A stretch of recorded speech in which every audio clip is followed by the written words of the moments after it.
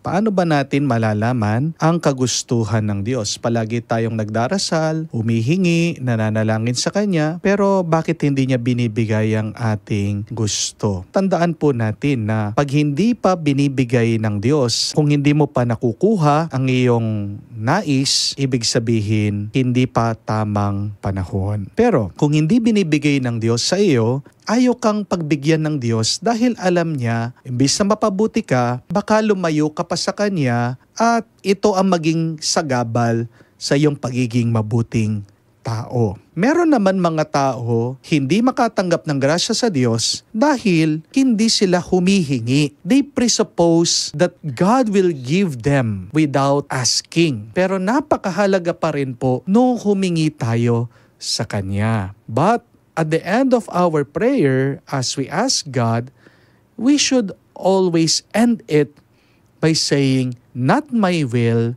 but your will be done."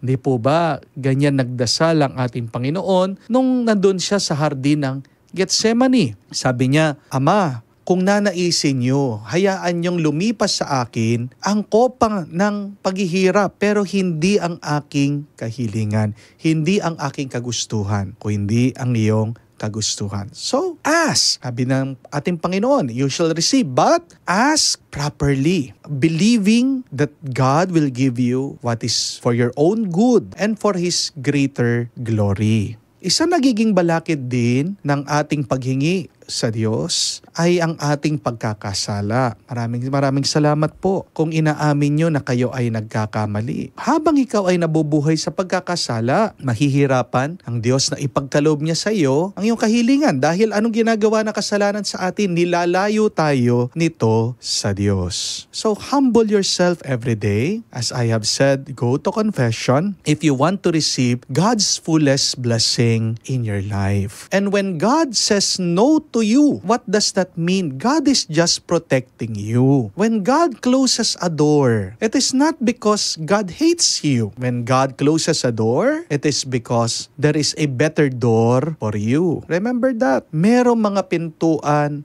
na hindi bubuksan ng Diyos para sa iyo dahil pag binuksan niya yon, baka mas lalo ka pang mapasama. Believe that God's no is God's protection to you. Anong ibig sabihin ng no? It is not something negative. But NO means new opportunity. Wow, napakaganda po nun. Isipin nyo, pag merong hindi binigay ang Diyos sa inyo, binibigyan lang niya kayo ng new opportunity. Open yourself to the Lord always. Baka naman tayo nagdarasal lang pag meron tayong kailangan. Ano po ang mararamdaman nyo, kayong mga magulang, kung kinakausap lang kayo dahil may kailangan sa inyo? Nasaan na yung ugnayan? Nasaan na yung relasyon? We pray because God loves us and we are thankful because of this love. We pray because we want to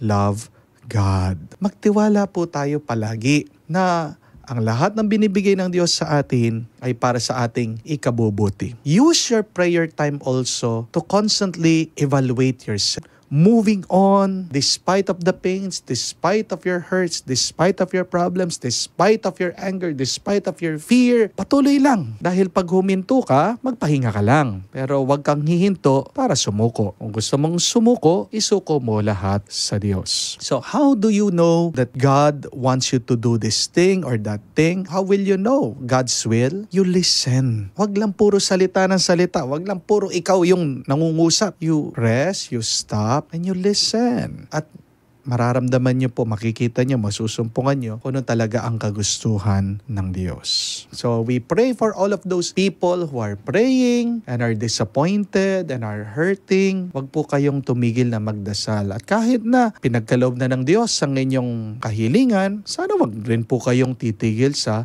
pagdarasal. Kasi kung kayo pagbibigyan ng Diyos, sinusubukan din kayo ng Diyos. Ang pagsagot ng Diyos ay isang pagsubok din sa Kanya kung talaga bang kayo'y nagmamahal sa Kanya. Feel at home tayo dito. Enjoy life at Bright FM 91.9. Friends tayo.